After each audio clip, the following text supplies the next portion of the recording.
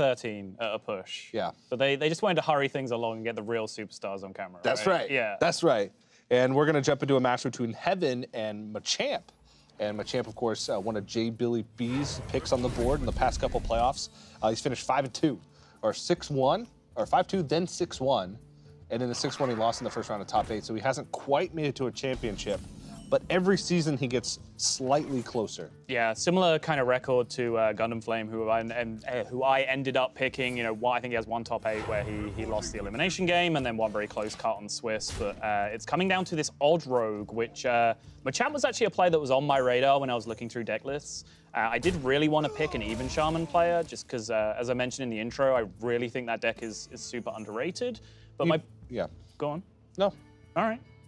Can I go ahead? Continue? Okay. Continue. But my problem. Wait. Okay. No, go ahead. No, yeah, still me. Yeah, still you. Okay. My problem with the even Shaman lineup is that everyone that brought it has brought Odd Rogue as well, which I just don't have any faith in as a deck. I think there was one player who brought the even Shaman lineup just with Quest Rogue instead, but ended up just going with my own personal fan favorites as picks instead. Yeah, I don't know if it's unlucky or the way the meta works out, but even Shaman doesn't really like fit in a lineup too much with Quest Rogue, which is why a lot of players didn't bring it, because the lineup strategy doesn't fit together. But I think the deck's power levels are there.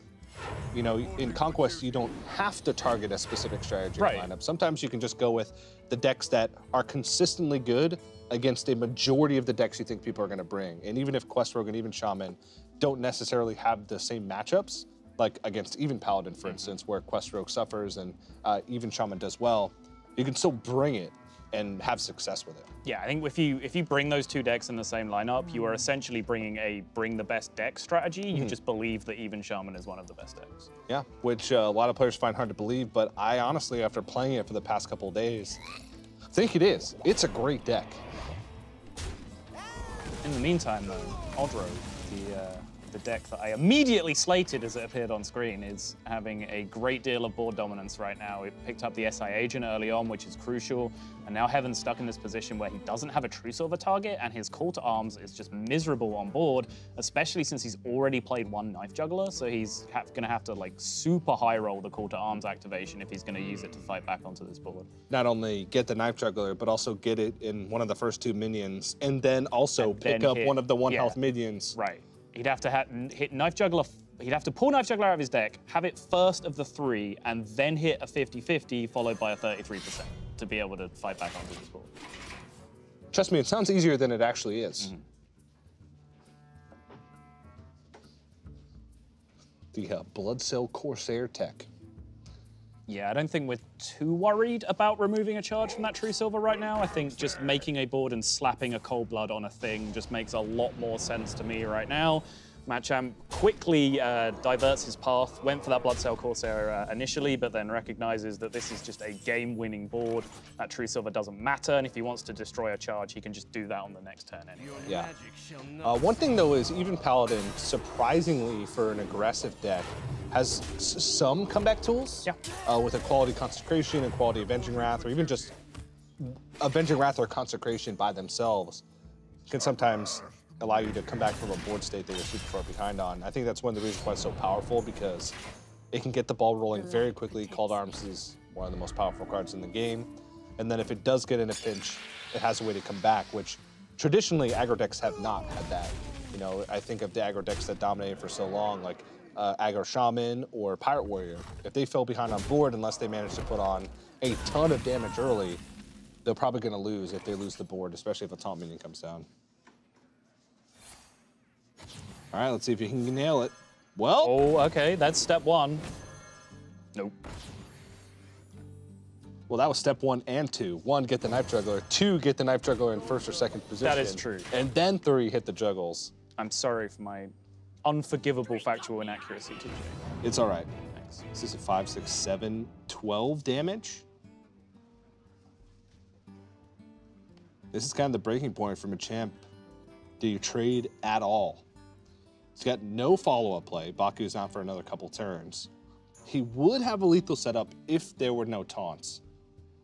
if he went all face. The combination of Serenite Chain Gang being a card and a Knife Juggler being on the board is very scary in this spot, though, because Chain Gang throwing 2 juggles can then end up allowing this whole board to get traded away, plus the double taunt coming back the other way. Like, I think for sure something trades into this Loot Hoarder an absolute bare minimum, and then it might just be worth the value of taking care of the Knife Juggler as well, because you can push 6, you can push 11 just by, and then trade the Argent Squire into the Loot Hoarder and still have the lethal setup just with the weapon on the following turn, and that drastically reduces the chances that your board gets removed alongside a taunt coming down.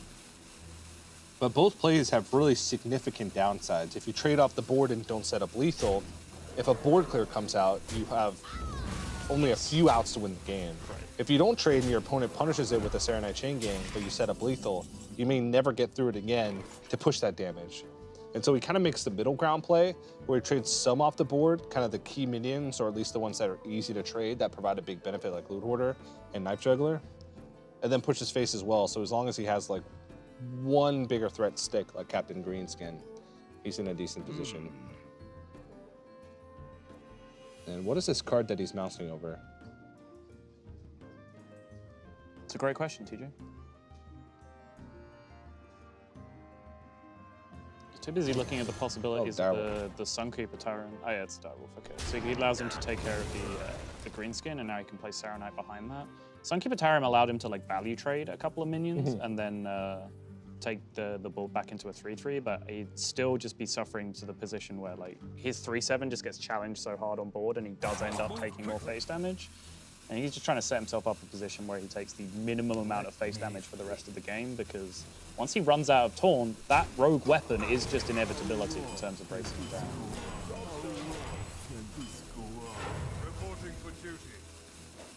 And all of a sudden we're close. Machamp needs a playable minion, and Vicious Fledgling has no immediate impact on the board. So he cannot even push through these 2 Serenite Chain Gangs. And Heaven has a ton of follow-up. Yeah. And a lot of that follow-up is just straight gas. He could turn the corner right quick.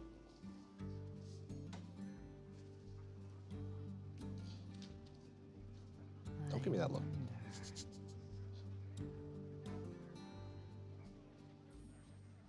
Heaven honestly just has, such great tools from this position. Even the True Silver comes in clutch. Like, if there's anything that like playing like pure aggro paladin back in the day has taught me, is that True Silver Champion is just one of the best race cards in the game when it comes down to it. That 2 health swing, or the 6 health total swing that you get by attacking with it, is just so huge when it comes down to clutch situations like this. And now Heaven just needs to make sure that he doesn't die to any type of combination. He could probably have a good read that that's Baku. Yeah. I guess there's also merit to that being Leroy. So as long as he goes about this turn while keeping in mind I need to survive versus a 2-card combination, he'll be okay. And he can trade off the entire board.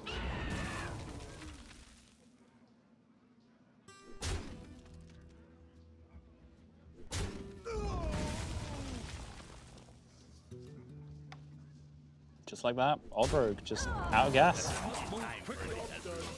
Funny how that works. Wow.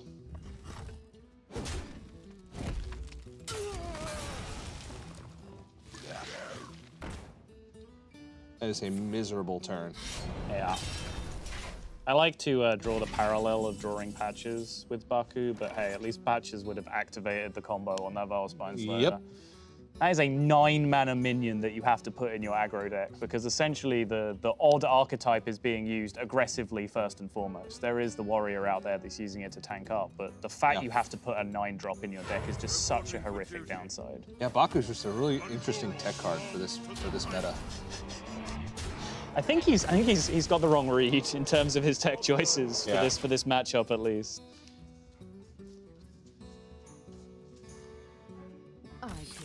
And that's it.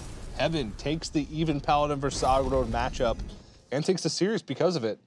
So Machamp, it looks like